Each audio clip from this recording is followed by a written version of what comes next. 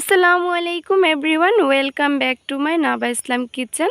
আমি তাসমিম, নাবা ইসলাম কিচেনে সবাইকে আরও একবার স্বাগতম। আজকে আমি আপনাদের সাথে শেয়ার করতে চলেছি সম্পূর্ণ সহজ পদ্ধতিতে কিভাবে আপনারা কাঁচা আম দিয়ে মোরব্বা তৈরি করবেন, আর খুবই অল্প উপকরণে কম সময়ে কিভাবে আপনারা এই রেসিপিটি তৈরি করবেন তারই রয়েছে অনেক অনেক টিপস অ্যান্ড ট্রিক্স। কিভাবে আপনারা সারা বছর জুড়ে সংরক্ষণ করবেন তারও রয়েছে অনেক অনেক টিপস। তো কথা না বাড়িয়ে চলুন দেখা যাক কীভাবে আপনারা এই রেসিপিটি তৈরি করবেন। প্রথমেই আমি এখানে নিচ্ছি কিছু আম। এখানে মোটামুটি হাফ কেজি আম আছে। তো হাফ কেজি আম মোটামুটি এখানে 5টি আম হয়েছে।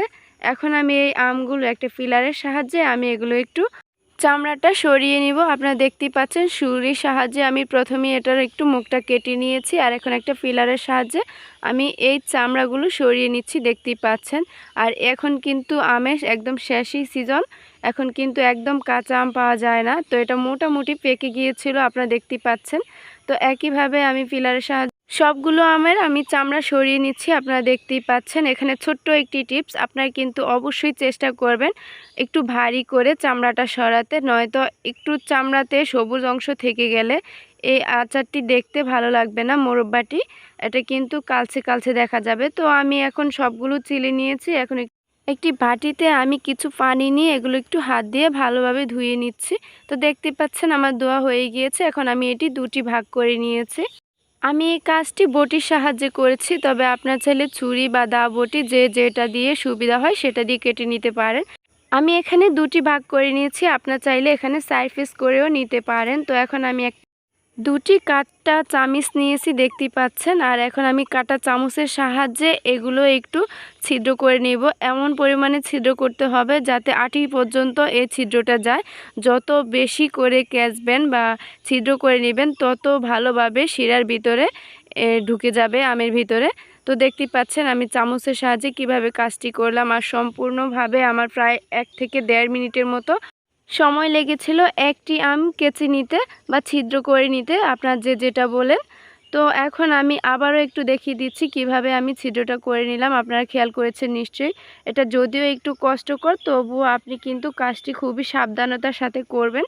তো দেখতে পাচ্ছেন এভাবে আমার এক এক করে সবগুলো আম ছিদ্র করা হয়ে গিয়েছে। আর অবশ্যই কিন্তু খেয়াল রাখতে হবে যত বেশি এগুলো ছিদ্র করে নেবেন বা একদম আঁটি পর্যন্ত যায়, তাহলে শিরাটা ভিতরে যাবে আর খেতেও ভালো লাগবে। আমি একটু কাছ থেকে দেখিয়ে দিচ্ছি, দেখুন আপনারা কিভাবে আমি এই কাজটি করলাম। আর একদম ছিদ্র নরম হয়ে গিয়েছে, খেয়াল করেছেন নিশ্চয়ই। একদম ছিদ্র করতে করতে এরকম পর্যায়ে আসলে বুঝবেন যে একদম পারফেক্টলিভাবে হয়ে গিয়েছে। এখন আমি একটি মিক্সিং বোল নিয়েছি, আর এখানে আমি সবগুলো আম নিয়ে নিয়েছি। এখন আমি যে কাজটি করব, এখানে ছোট্ট একটি টিপস আমার ভিউয়ার্সদের জন্য। এইটা কিন্তু আমটা চিপে চিপে, আপনারা দেখতেই পাচ্ছেন আমি কিভাবে কাজটি করেছি। 3 থেকে 4 বার ভালোভাবে ধুয়ে নিতে হবে, তাহলে আমের ভিতরে যে টকটা থাকে সেটা বের হয়ে যাবে, আর শিরাটা একদম পারফেক্টলিভাবে ঢুকে যাবে, খেতে একটা দারুণ টেস্ট আসবে।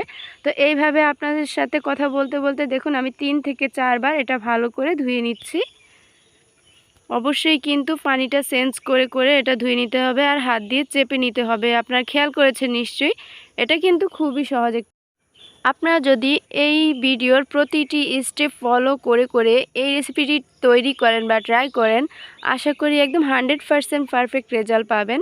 তো আপনারা ভিডিওটি না টেনে সম্পূর্ণ দেখবেন। তো এখন আমি যে কাজটি করব, আমি এই পানিগুলো 3 থেকে 4 বার চেঞ্জ করার পরে এখন আমি 2 ঘন্টার জন্য ভিজিয়ে রাখবো। এখানে কিছু ভিনেগার দিয়েছি আমি, আর এখানে কিছুটা লবণ দিয়ে 2 ঘন্টার জন্য ভিজিয়ে রাখবো। আপনারা খেয়াল করেছেন নিশ্চয়ই। এটা আমি 2 ঘন্টা পর ফিরে আসলাম, আর এইটার কারণে হবে কি আমটা একদম সফট হয়ে যাবে।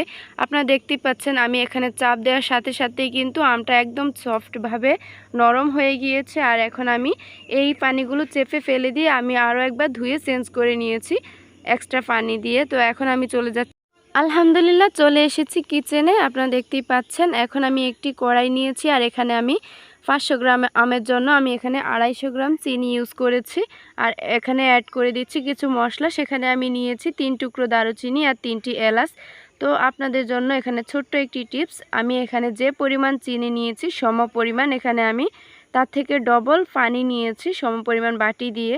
তো এখানে আমি 250 গ্রাম চিনি নিয়েছি, 2 বাটি পানি অ্যাড করেছি। খেয়াল রাখবেন এই পানিতেই কিন্তু আমটা সম্পূর্ণ সেদ্ধ হবে এবং পানিটা চুপ করে নেবে।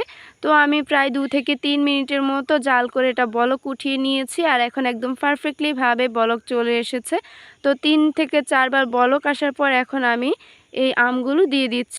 এখন আমি 500 গ্রাম আমের জন্য এখানে হাফ চা চামচের থেকে কিছুটা কম লবণ অ্যাড করেছি। আর আপনারা চাইলে এই লবণটি স্কিপ করতে পারেন, তবে মিষ্টির মাঝে লবণটা দিলে ভালো একটা টেস্ট আসে। তো এখন আমি একটু এটি নেড়েচেড়ে ঢেকে দিচ্ছি প্রায় 3 থেকে 4 মিনিটের জন্য। আর অবশ্যই কিন্তু মাঝখানে 2 থেকে 3 বার নেড়েচেড়ে দিবেন যখনই ঢেকে দিবেন। মাঝখানে নেড়েচেড়ে দিলে উপর থেকে নিচ ভিতরে দুটিভাবেই কিন্তু এই মশলাটা বা শিরাটা ঢুকে যাবে আমের ভিতরে। তো এখন আমি প্রায় 4 মিনিট পর ফিরে আসলাম। আমি আবারও এটা একটু নেড়েচেড়ে দিচ্ছি, উল্টে নিচ্ছি।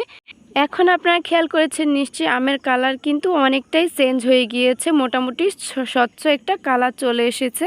তো এখন আমি আবার একটু উল্টে ঢেকে দিচ্ছি 5 মিনিটের জন্য। আমি আবারও বলছি, ঢেকে দেওয়ার পরও কিন্তু আমি 2 থেকে 3 বার নেড়েচেড়ে দিয়েছিলাম, মানে উল্টে পাল্টে নিয়েছি, তাহলে শিরাটা একদম পারফেক্টলিভাবে স্যুপ করে নিবে। তো আমি আবারও উল্টে এখন আবার ঢেকে দিচ্ছি প্রায় 5 মিনিট পর ফিরে এসে এখন আমি আবারও একটু উল্টে দিচ্ছি। আর উল্টে দিয়ে আমি এখন আবারও ঢেকে দিচ্ছি। এখন আর কোনো কাজ নেই, এই কাজটি কিন্তু সাবধানতার সাথে করতে হবে, নয়তো দ্রুত করলে ভেঙে যাওয়ার সম্ভাবনা থাকবে। তো দেখতেই পাচ্ছেন এখন আমার একদম শিরাটা চুপ করে নিয়েছে। আর সামান্য পরিমাণ এখানে আমি ভিনেগার অ্যাড করে দিচ্ছি, হোয়াইট ভিনেগার, বা অনেকে এটাকে সিরকাও বলে থাকেন। আর এই হোয়াইট ভিনেগারের কাজ হচ্ছে আপনার এই আচারটি, বা আমরা আচার ইউজ করে থাকি বা মোরব্বাতি ইউজ করে থাকি, এটা অনেক দিন ভালো রাখবে, একদম নষ্ট হওয়ার সম্ভাবনা খুবই কম থাকবে।